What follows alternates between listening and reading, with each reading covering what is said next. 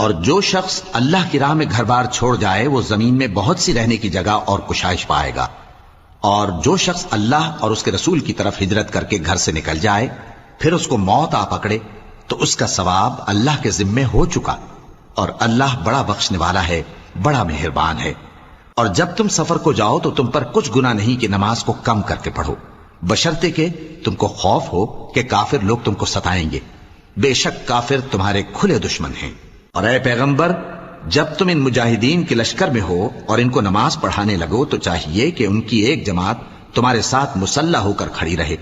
جب وہ سجدہ کر چکے تو تم سے پیچھے چلے جائیں، اور دوسری جماعت جس نے نماز نہیں پڑھی ان کی جگہ آئے اور ہوشیار اور مسلح ہو کر تمہارے ساتھ نماز ادا کرے۔ کافر تو چاہتے ہی ہیں کہ تم ذرا اپنے ہتھیاروں اور سامان سے غافل ہو جاؤ کہ تم پر یکبارگی حملہ کر دیں، اور اگر تم بارش کے سبب تکلیف میں ہو یا بیمار ہو